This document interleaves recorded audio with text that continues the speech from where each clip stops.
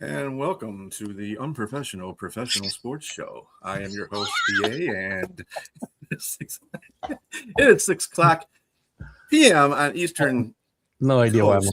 so up. No idea. And it's really early wherever Bo is at on the West Coast. So in the Seattle area. That's all I'm saying. Anyway. We don't have that I figured we many got to start zones. off right. I just feel people need to know where you are, Bo. Anyway. No, you say it's really early. I mean, it's not like there's that many time zones in the U.S. Like, It's enough. it's enough. And of course, how you doing, Robbie? actually- Yes, we're the lot of the jack wagons. Yes, we are. I somehow text Bo one time about, I don't know, 2:30 in the morning or something by mistake. The funny thing is I'm always up. No, I called, actually. I called you, didn't I? I called and hung up. 5:30 in the morning for me. I'm like, oh, why am I calling Bo? Now, it was funny. I ended up sending him a text. I was like, I was awake, but I wasn't going to answer the phone. Good thing I wasn't in jail or something. Jeez. I feel like I'm not close enough. You to in get jail, out. Keith? My Not wife the said- Rev. Really take this, that would really take this show to a different area. Anyway, Well, we're working on it. I'm trying to take myself to a higher level first. trying to achieve That's right. more unprofessionality. I understand. Exactly. So, we have a plethora of sports news to get to, and some funny things, and some weird things, and whatever the hell we're going to be doing here. Just to let you know, U.S. hockey team won 2-1 today, Yeah. so they're going to be facing Overtime. Slovakia. Moments ago. Yeah. So that's a good thing. And the women's hockey team are going to be facing Canada for the gold medal. How about that? It's all about Canada, USA. Canada, USA. Who cares about no other teams, 3 overtime games today in the Mhm. Olympics. Canada was behind in their game. They barely survived, actually. That meant. Yeah, and Sidney Crosby was injured in that game. Yeah. So the guy that took over for him was the guy that scored the goal. Right. How about that? Lots of excitement. Oh, yeah. Lots of time. Hey, did you know Johannes Hosflat Kalebo joined Michael Phelps as the only Olympians with 10 golds? I did not know that. Mm-mm. Yeah, he has the most medals in the Winter Olympics too. What's he do? Ski, cross country ski. Oh, He did Okay. that. Speed skating, cross country. Does a lot of skiing programs. So he's got his gold medals through there. And let's see. Yep, hey, this happened today. This happened today. It happened today or yesterday, I believe. I think it happened yesterday, but this happened. As soon as I can get it on here. Okay, there we go. this is happening right now. Well, that's not good. There. Yeah. I just like that the Quite camera stuck with it. mysticism. Like, I can imagine the person in the control room. They're like, all right, and camera 2, roll camera 6, like fade in camera 5. Like, Well, the dog was smart. He chased the cross-country skiers and not the biathletes with the guns. That's at least he was smart there. here's that. Well, part of that video that you did not see is the skier that was on the other side of the one that was standing. She kind of went down to her knees immediately because she saw the dog. Of course, I think she thought it was a wolf too. She went down on her knees, so not to give herself up to the dog. The dog kind of looked like, yeah, okay, I'm messing with you. What do you smell like? I went to the next person. But the dog was friendly because they had the people got him off there. They were petting him and everything like that. I was like, yeah, that was a wolf. I don't know what you're talking about, a wolf dog, but that was a wolf. I just had a tag on it. That's all. That bad that boy was- is huge. So that was our dog growing up, and he was a husky wolf mix, and about 160-pound dog. What's he doing in Italy? Oh, not that dog.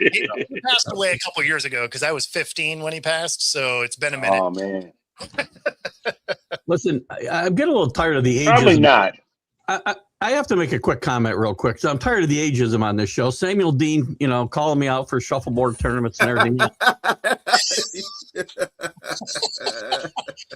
I don't know, Key. You're already retired. You're pushing Jack to his. You're pushing closer. To be fair, shuffleboard on a cruise ship is actually pretty fun. I've never once played shuffleboard on a cruise ship. I can tell you right now. Oh, I really? can tell you that. And I've never been on one. Ball. I played pickleball, but not. No, that's fair.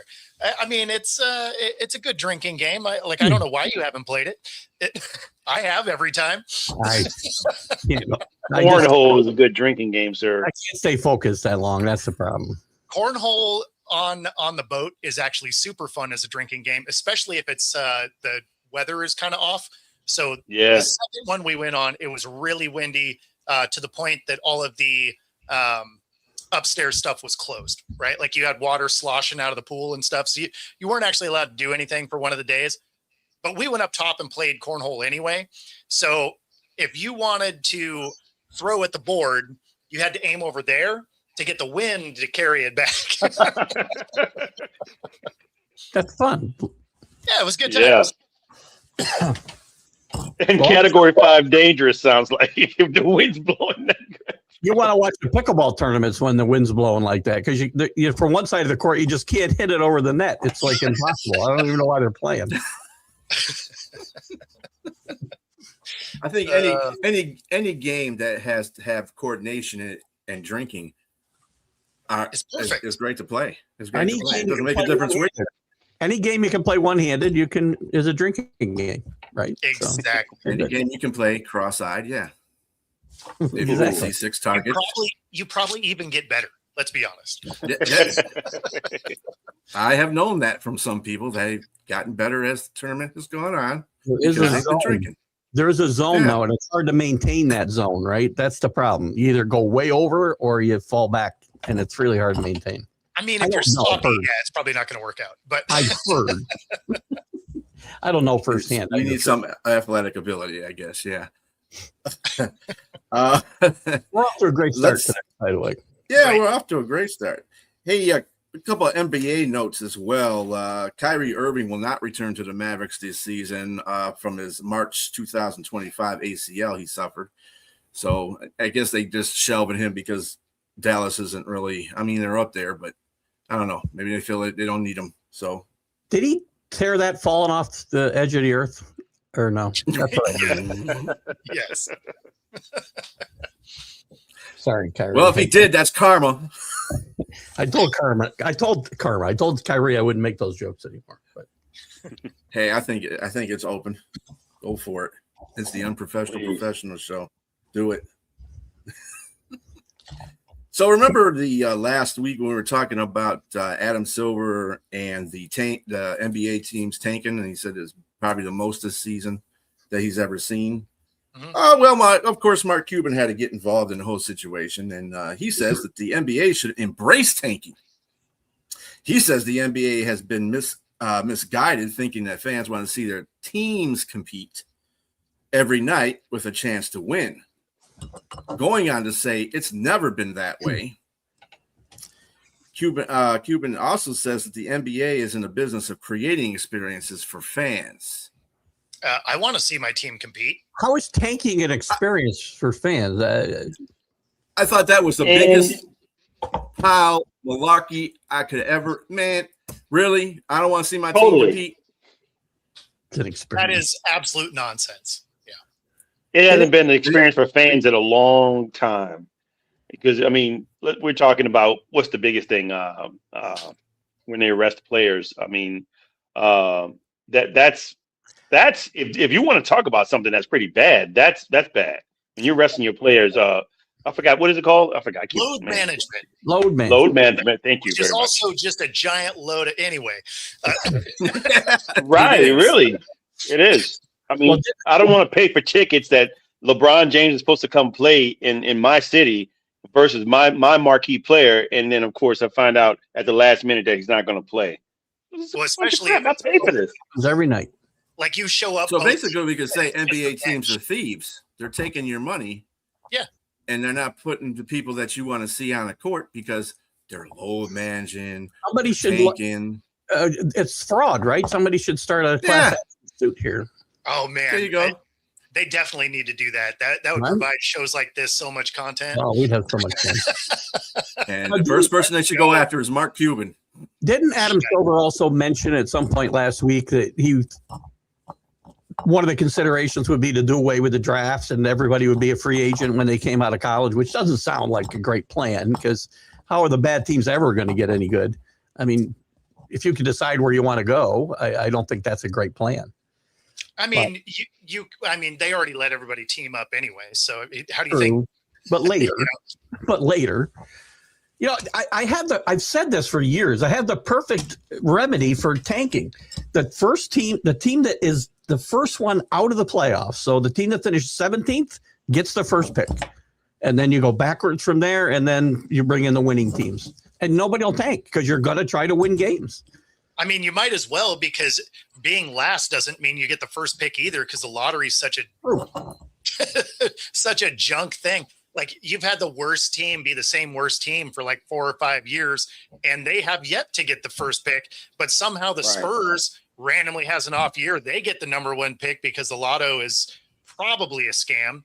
Well, we haven't fooled it. I agree. I think it is. It's too many coincidences with lottery. New Orleans loses Anthony Davis, and all of a sudden they get the number 1 pick to get Zion Williamson. We had this little quarter folded on an envelope one time for Patrick Ewing here in New York. So that's what he still has. I still like the envelopes better than ping pong balls, actually.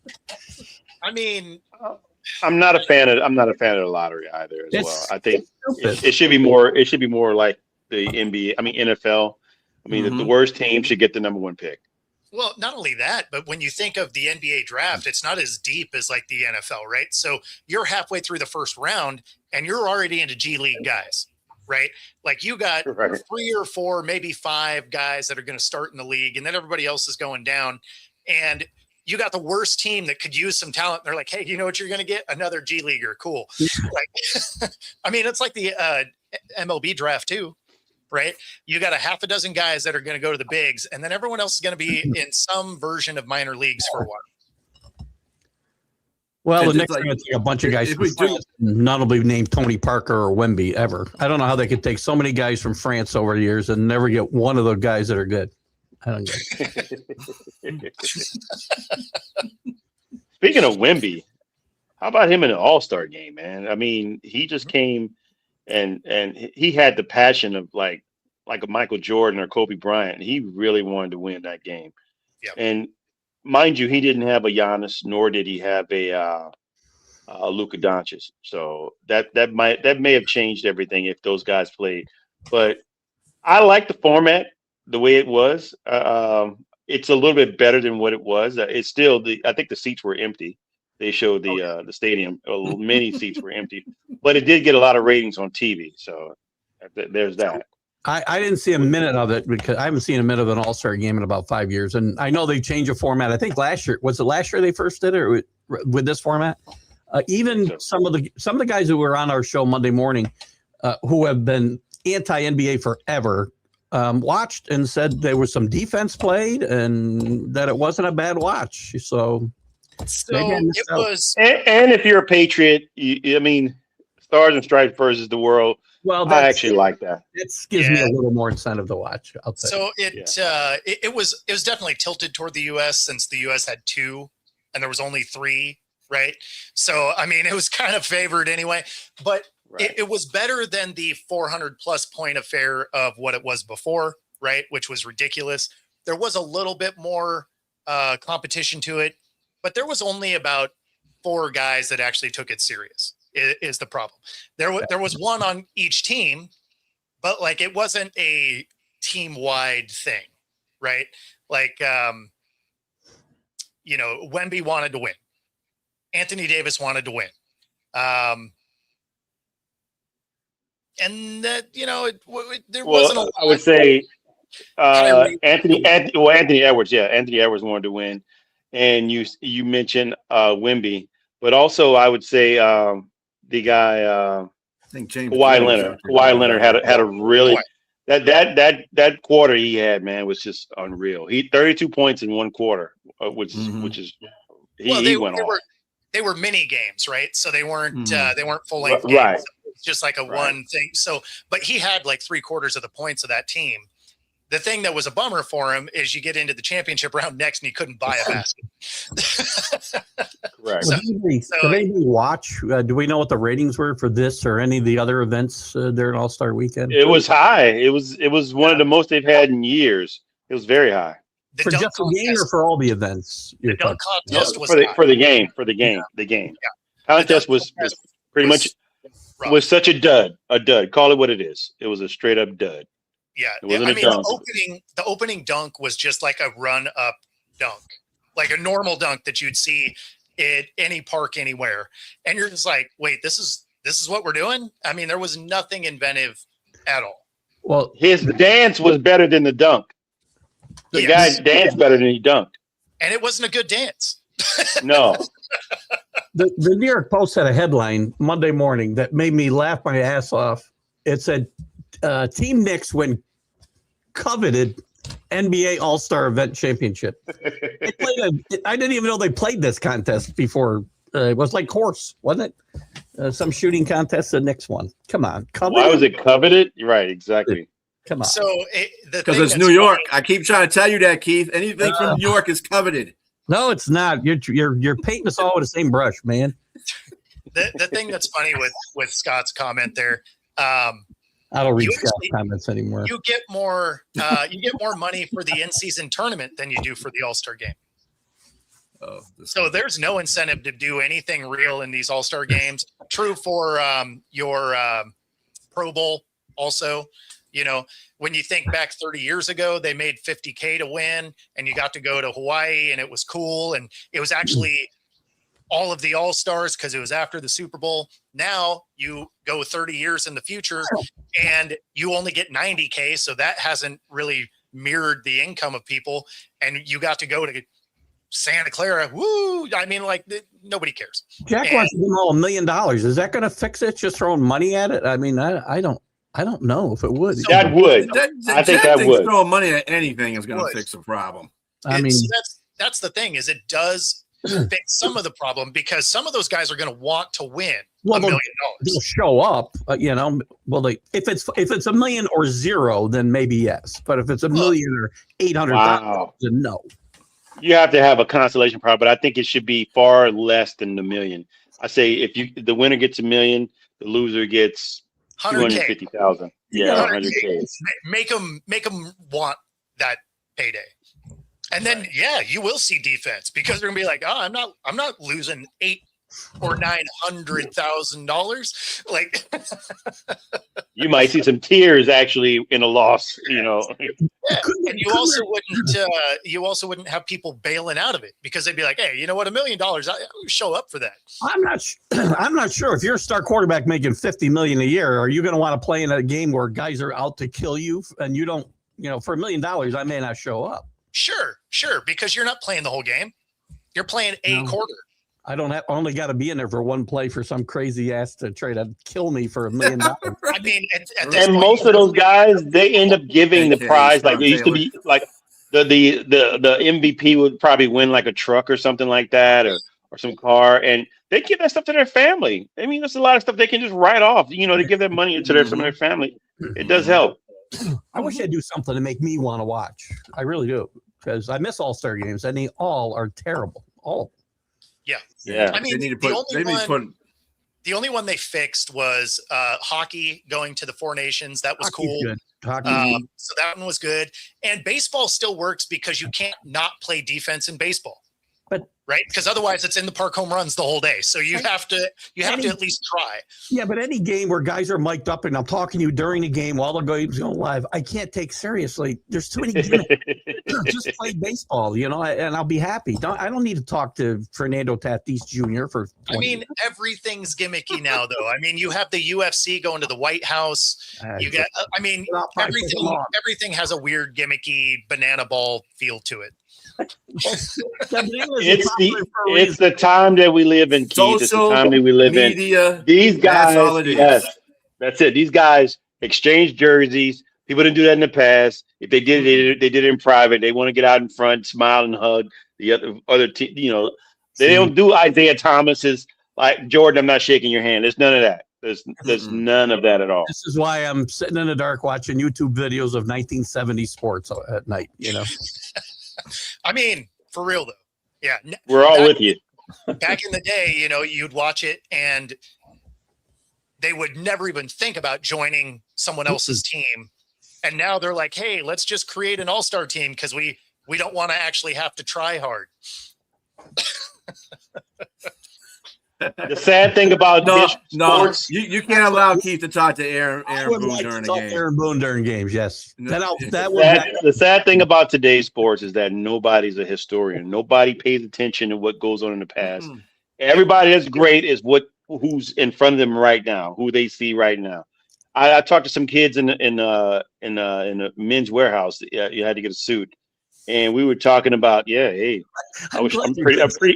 I'm sharp when conversations, and we need a little more qualification on what this was all about. Yes. So I'm in there getting my this is football season. They had a game on. I mean, they were looking at a game on their phone, and I brought up Barry Sanders, and these kids had no idea who he was. See, that's sad. See, that makes me sad. Really sad. And I said, what? I said, pull up some highlights right now. And their mouth just dropped when they saw all the moves this guy was doing. I mean, the guy, when he had a guy do the Lord's Prayer, when he clapped his hands and put his hands together because he couldn't tackle Barry Sanders, it's just pretty impressive, man. And so it's just stuff like that. I'm like, I love the fact I see a lot of these videos now. They start when I saw that, I'm starting to see a lot of videos of young people responding to great players of the past. They're actually seeing them for the first time. So so reaction videos. Yes, yes. There's some hope. There's some hope.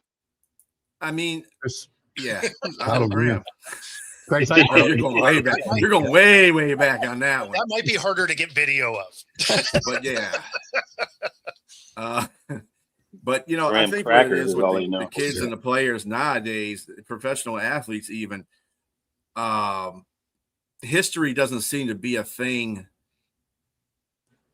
that they pay attention to, which would shape their play in their professional areas. Okay, so you don't have too many of those players that go back and look at players from the history and say, I want to emulate him, I want to do as good as him, blah blah blah. You really got not too many players in this century to really, to player wise. I guess you got Tom Brady, you got Peyton Manning. But it's like kids forget about that stuff so quick. It's like, and I'm trying to do my own thing. You can do your own thing. We're not trying to tell you to be somebody else. What we're trying to do is show you other guys that did it their way and how you can go above that. So that's where there's a big thing is a lot of these guys don't accept coaching anyway. Right. Right. Like they're not even trying to get better. There's actually a lot of sound bites from coaches all around the college ranks that are like, yeah, these guys, they don't want to be, they don't listen to coaching. Like, I can't even imagine how frustrating that job has to be. Greatness is time study. You have to really, you can't just be thinking that you're the only person that has done something in life, like Lamar Jackson. I would imagine Lamar Jackson would have looked back, not just Michael Vick. Michael Vick was his idol, but looking back at a guy who actually innovated long before Michael Vick. We were talking about Randall Cunningham. Like a total, not just a one-trick pony. This is a guy that had he played in this era, he probably would have dominated because that was unheard of to play like that in that era. This guy he punted a 70-yard punt or 99-yard punt or something like that.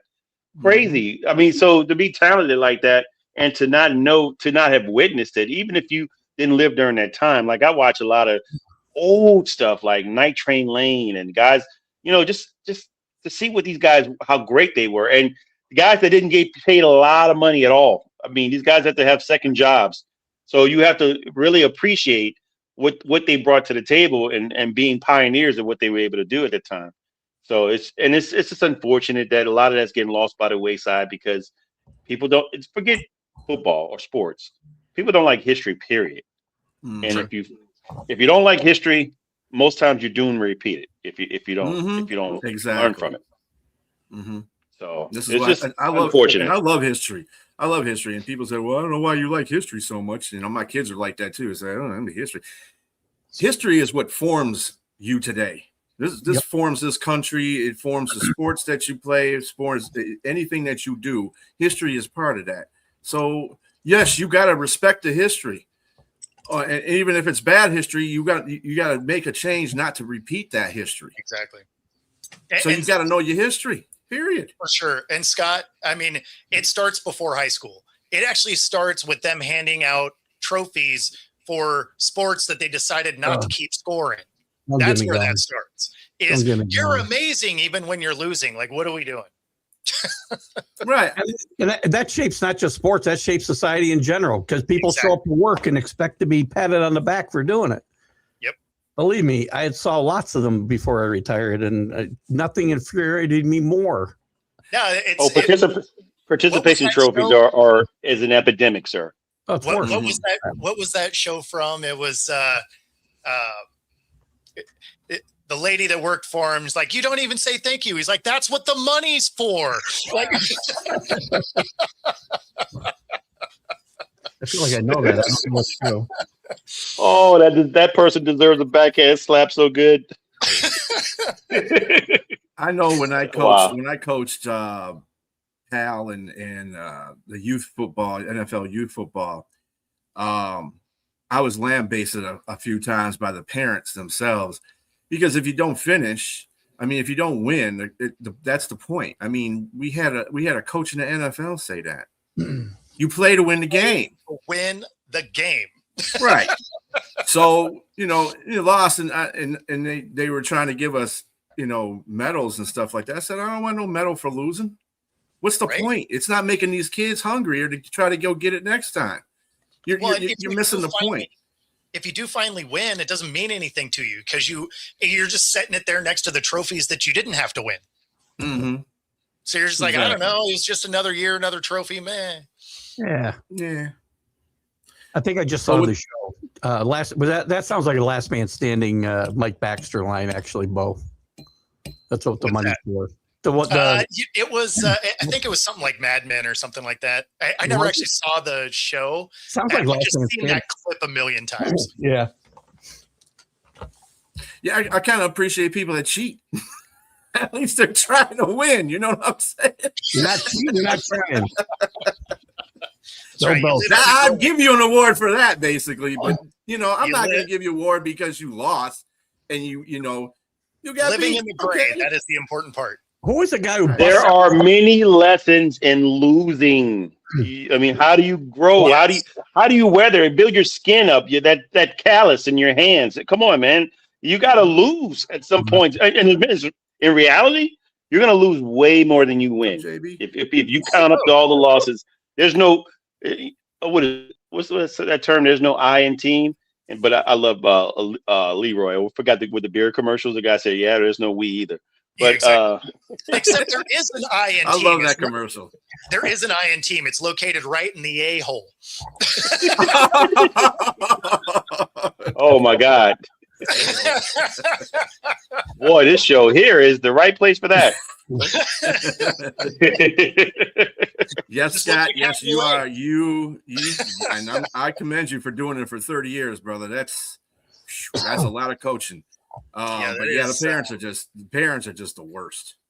And it's funny because as a coach, I had a kid that played on the team.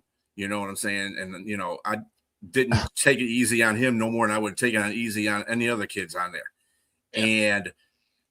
But those well, you got to start him, and he really. I said, we get around to starting everybody in with the kids. Because that's the formula, that's the rules that you got to go by, which is fine. It's a good rule. All the kids should play. But at the same time, I'm not going to be sitting there and playing a kid that's going to be outmatched on his position. He's just getting beat like a stone something. Right. I can tell you all over him like a spider monkey. I learned more times on a football field by a coach grabbing my face mask and hitting the top of my helmet with his whistle than them being like, "Good job, buddy." Like, Well, today he's going to get fired, so he can't even. that's true. You know, That's true. can't course, make you feel there's- bad today. There's coaching and there's coaching.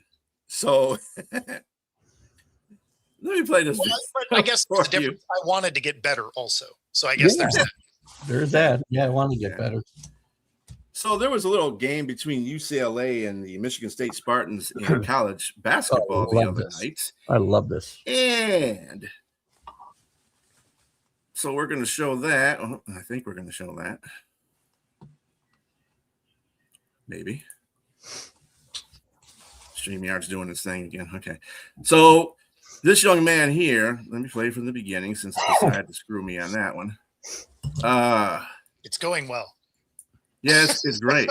So there's this hard foul on Connor by Jamerson. And the head coach tells him to get off the floor. He ejects him without anybody trying to eject him. His own player tells him to get off the floor for the hard foul.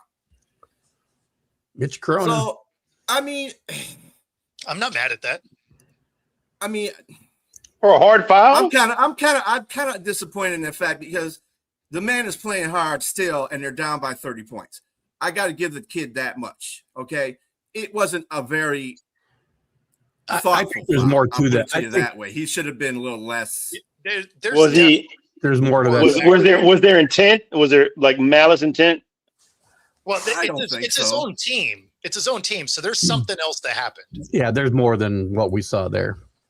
But anyway, so Mick,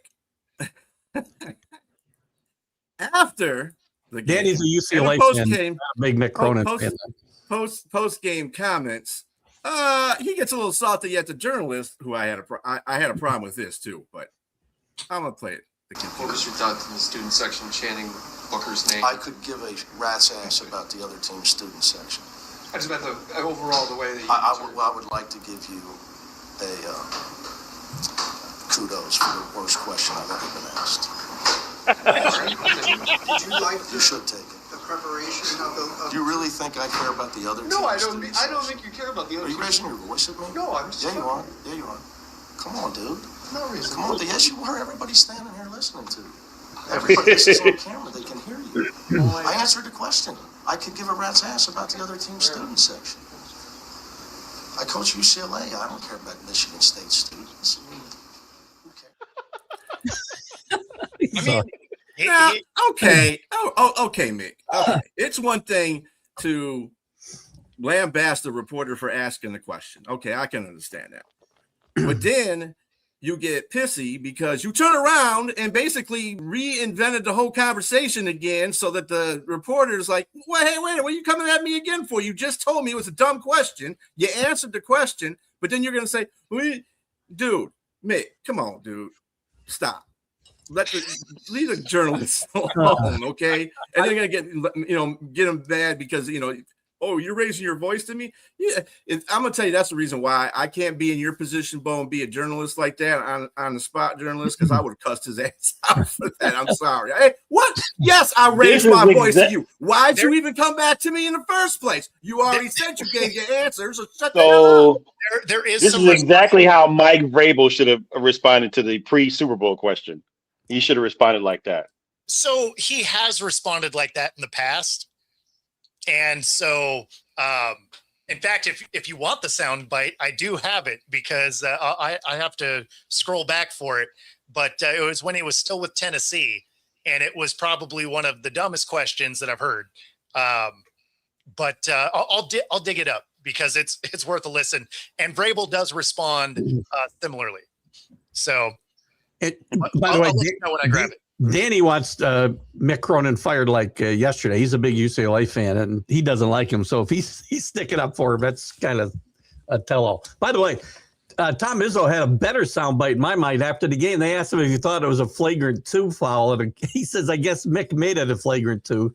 Yes.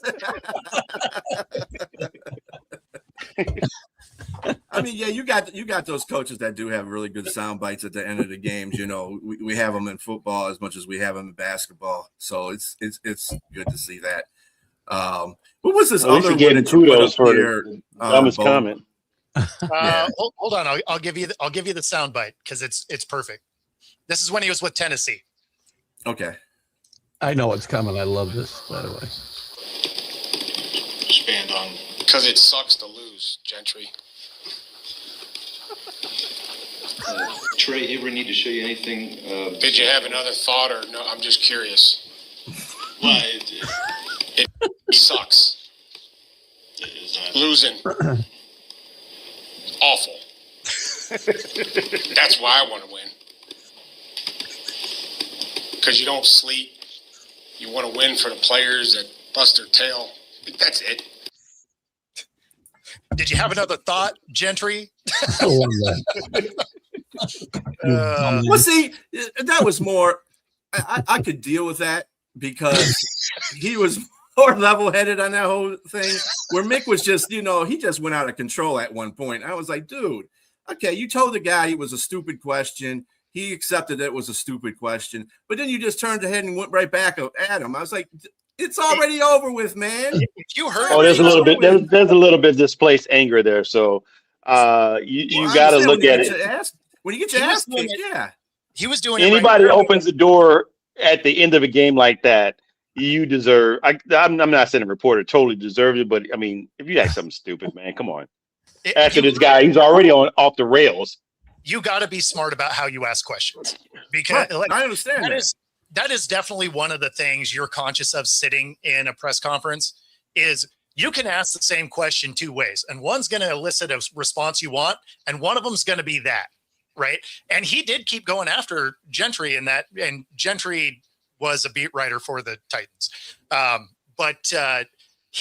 There were other questions that were starting to be asked, and as they started to talk, he kept going at him. So, I mean, there was an element of that, but yeah, I mean, I've been in those press conferences where you hear the question come through and you're just like, well, that one's not going to go well. It's going to be a funny video, but it's yeah. And every presser too, you find the guy that asked the questions that the head coach, like Dan has one that at his pressers that he loathes.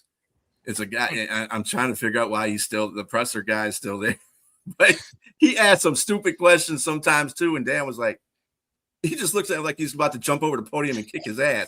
And it's hilarious because he doesn't really go back and forth with the reporters. He just kind of looks at him and stares him down. He says, really? And stuff like that. I was like, I don't think you want to piss Dan off. That's not a person I don't think you want to piss off. But yeah, I see it in every presser. There's one guy in there just asks the dumbest questions all the time. I guess that's the reason why he's in the pressers, so he can ask the dumb questions. But anyway. Yeah, I mean, it's frustrating when you're other people in there because you only have a certain amount of time. And not every question is going to get asked. So when you get the dumb ones that are getting asked, you're just like, come on. Like, I actually had a good question. That's not going to happen now. Then you guys should berate them. The coach wouldn't have to be bothered with it. So. Well, we don't get to hear the questions first. It's not like they rerun these things. When it's really a bummer is when they ask something dumb like that, and it's along the same lines of what you wanted to ask, so you can't even ask your question anymore. Mm-hmm. Yeah, because you done pissed off the person you asked that got asked the stupid question. So now you just messed the whole press conference up because now you don't want to be the one up there asking them a question after you was angry about the whole situation. It's like, dude, especially kill the mood. Especially when it's a situation where the questions are close, right? So they asked it in a dumb way, and you actually had it in a way you thought you were going to get a response, but now. No matter how you ask the question, they're going to be like, really? And you're just like, okay, never mind. Speaking of football, also the Chiefs restructured Patrick Mahomes' contract, freeing up $43.56 million in cap room. However, it's going to come back and bite them in the butt next year, 2027. The Chiefs will have a cap hit of over $85 million as a result of the restructure. So you're damned if you do one here. You better go to the Super Bowl this year if you did that.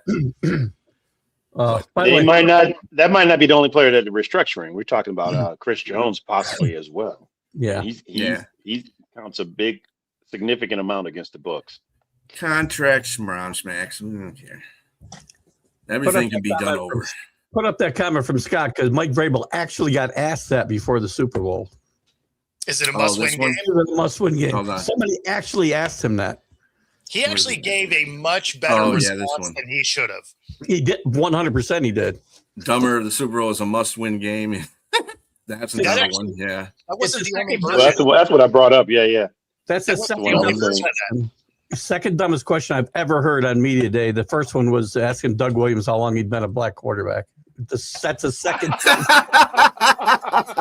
Damn. I mean, Oh. I cannot believe to this day that You guy- should have said since yesterday. Yes. right?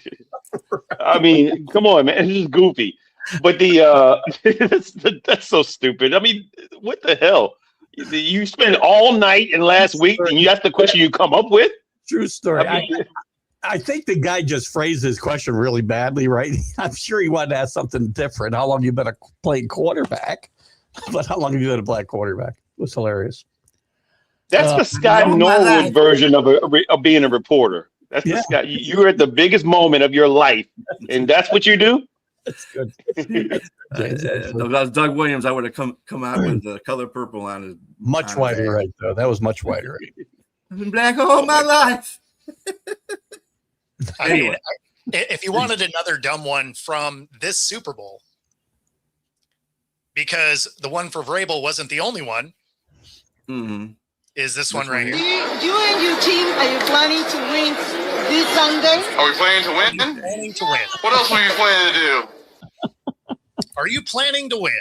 What country was she from? Are we She- planning to play this thing? That's what I want to know, StreamYard. What's going Are you planning to win? You and your team, are you planning to Ugh. So that was a this report. Sunday? Are we planning to win? What else were you planning to do? Where's she from? That, from what I heard, that was a reporter from the California area. Get out. So, yeah. Can't let these foreign countries come to the Super Bowl. You really can't. Oh, it's playing I forgot I was playing a foreign country, right? So JB brought up Yeah, this, that's which pretty I was bad. going to bring up shortly too there, Bo, Yep. because this, of course, is your team that officially listed for sale today. The estate of Paul Allen. Yeah, I mean, Mhm. the thing is this was a predictable thing. When it was getting close to the end of the Pete Carroll era, everybody kind of thought that once they get they thought there may be a new GM, but what we thought, new coach, new GM, all of that, that's when it would go up for sale, because then you're buying something that kind of has a known quantity for the future, as opposed to what it looked like. What it looked like for the Broncos, because you just saw how you didn't want it to go, right? And so they were going to try and make something stable. Then you get the best case scenario where you win a Super Bowl. That's going to be as valuable as it can get. The valuation I saw is somewhere between 6 and 8 billion. So somewhere around in there. Hey, Robert, let's not throw names at a guy that's divorced and still the richest man in the world. Oh, I didn't even. His wife took half his money, and we can't even come close to what he's got. Like, like 400. World with half his money gone. Yeah, he Yes. has That's a crazy. $100 million yacht with a helicopter on it that he never has been in. Oh, the rich. Wow. Oh, And, the and Danny, you're exempt from that foreign country statement. I mean, I live in a foreign country here as well, so it's the same kind of thing. And the Goodell wants to expand the game into other countries, so he's doing a good job making the Super Bowl that won for 2 years in a row. That other video I posted actually just has to do with Seattle sports, because that's Adam Silver making the expansion sound less likely. Why? Because Adam Silver and Stern both hate Seattle and always have.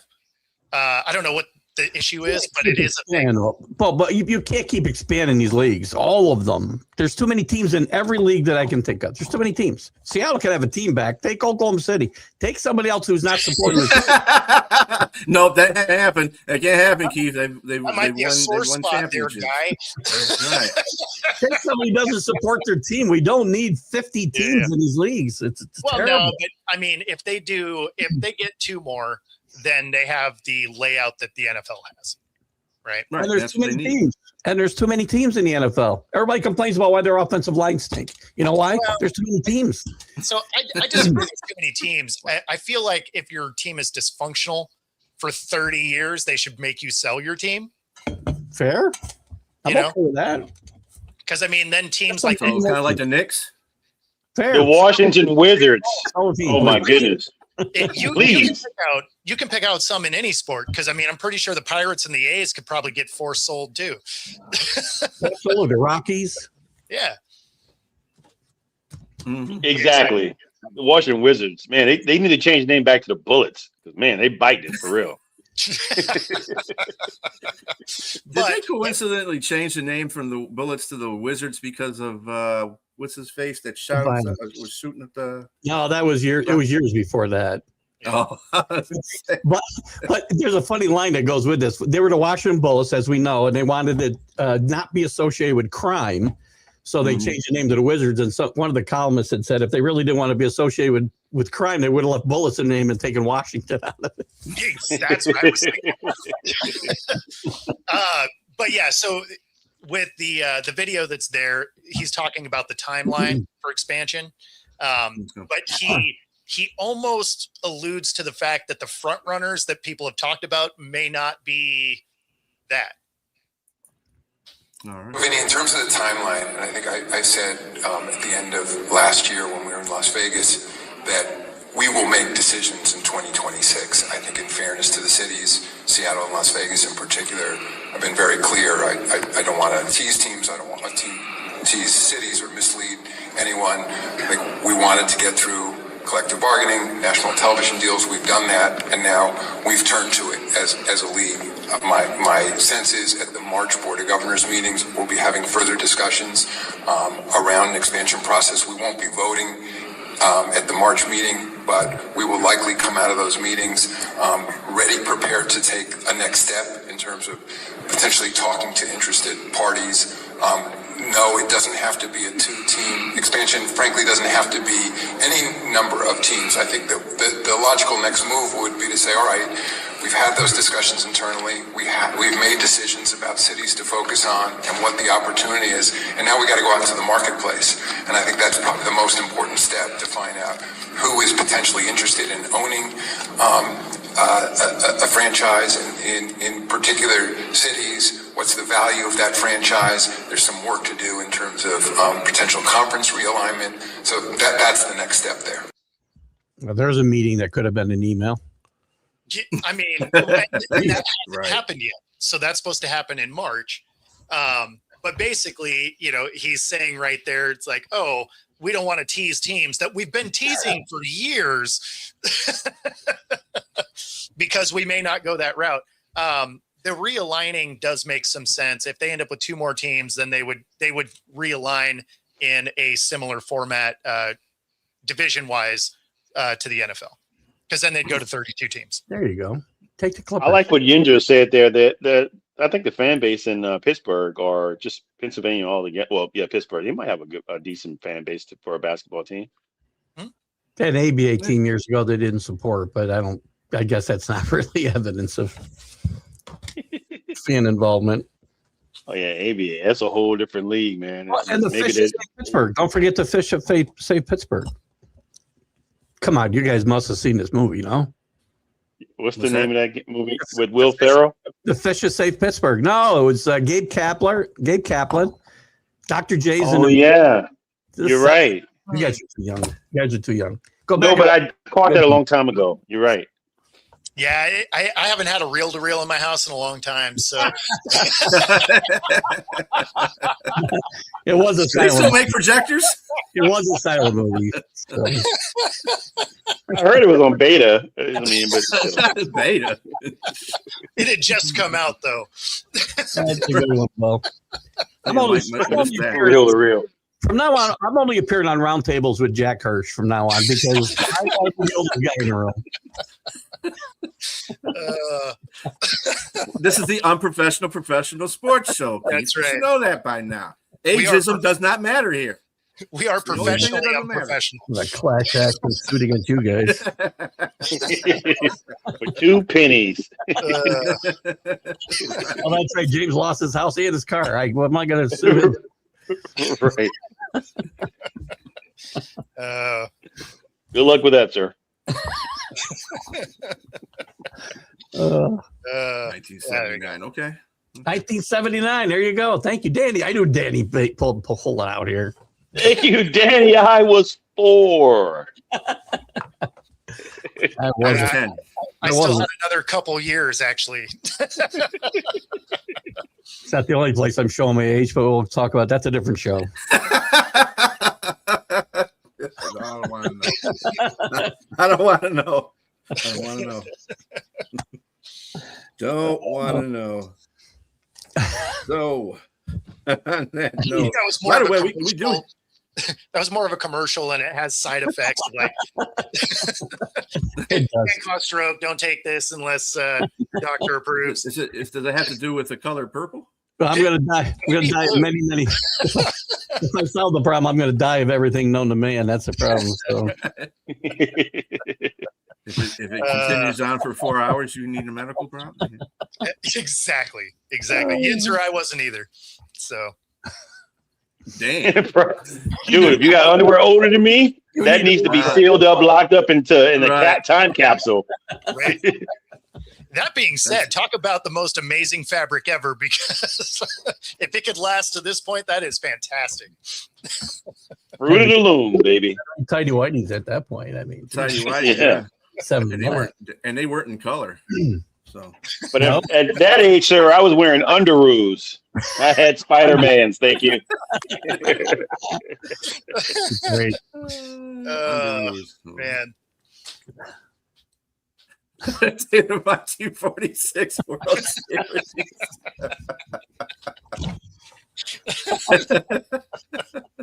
That guy I know who was selling the popcorn. Hey, it might have been. Not Keith. Not Keith. We're talking about Jack. Not Keith. It might have been Jack selling popcorn. Wasn't Jack a vendor at a stadium before? Wasn't he? He was. Yankee Stadium? Yes, but Jack's done everything. In the 60s or the 70s? Who was he in the 60s? 60s. Yeah, I saw Jack when he was young, man. He had like this huge Hebrew, man. It was this huge. One of my buddies, man, one of the doctors, he said he's Jewish, and he said he had a large afro. We used to call it a Hebrew. I don't think I've ever heard Pretty that cool. term before. Pretty cool. Pretty Yeah, cool I've heard term. it called certain other things too. Yeah. Listen, we need to put a picture together. This is your job, Brian. I want to see Jack now with a Hebrew and see what that looks like. Hebrew. a buddy of mine. Hebrew. That's a coffee. Where Jack's dad always see him with a Hebrew. That's a coffee. I wonder if I get called a racist every 5 minutes. Jesus. That's awesome. Jack's part in the Red Sea. I mean, Hey, Oh, just for man. added comedy relief, Tyreek Hill got released from Miami. He's talking about going back. Well, the rumors are he'll go back to Kansas City, but who That's wants likely. that drama? they may. I mean, Rasheed Rice was getting sued with a civil suit for assault. So I mean, why not Mhm. add to the, Just the popped criminal up, yeah, right. the mafia that he got going on over there? It's just to add him back into the mix. He's what do you call these guys? A wise guy. Add the wise guy back to their mix. I mean, to be fair, the Patriots probably need him if Diggs goes to jail. Why do these guys all hire Ray Lewis as attorney? I don't understand. Right. These guys are literal hired guns for hire. Look, Tyreek Hill, he's 32. if the knee holds up, he's gonna be somebody's somebody's gonna take a gander at him. They're gonna throw him some money and give him to come play, because just 2 years ago he had 2 seasons, his first 2 seasons with Miami, over 1,700 yards each season. So and I think part of the decrease wasn't just his age. I think it was the quarterback play too as well. And it just wasn't good there. And so I think the biggest thing again. Little guy with a lot of miles. Little guy with a lot of miles on him too. The quarterback's an issue, but I think he's got a lot of miles on him, and I don't know how much is left in the tank there. The biggest thing for me is the dislocated kneecap. So can he bounce back from that at 32? We'll see. Yeah, someone will take. Tyreek will trying to get paid the way he was getting paid when he had before all that. Yeah, that's the problem, and nobody's going to do that. He's gotten the most. He'll take a lesser paid job. I mean, he's got the most money of any skill player ever. His contract. Guarantees were $106 million with Miami, which is crazy. He has some of the most child support of any player too. So I don't know if that really counts. But he's probably going to get a 1-year deal with like a second voidable year on a prove it deal, right? Because people are going to want to see if the ACL is good and if the kneecap recovers. But someone's going to give him a shot.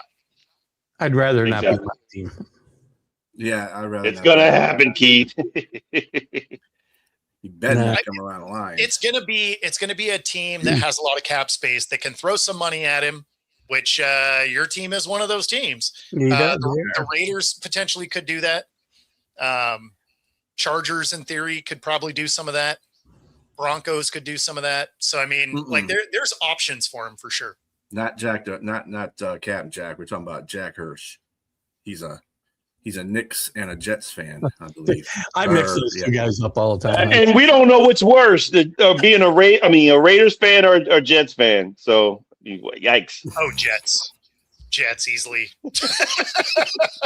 I'm not sure that I've seen Captain Jack and Jack Hirsch in the same place at the same time. They could be the same person. I don't know. Scott, you're so wrong for that, man. You're so wrong. That's right. Scott's got a lot of time on his hand at the home. No complaining of Tua? Yeah, okay. Yeah, he's going to have a new home too. Miami's going to be bad. Like, that's not going to be a good team this year. That's what I'm saying, Scott.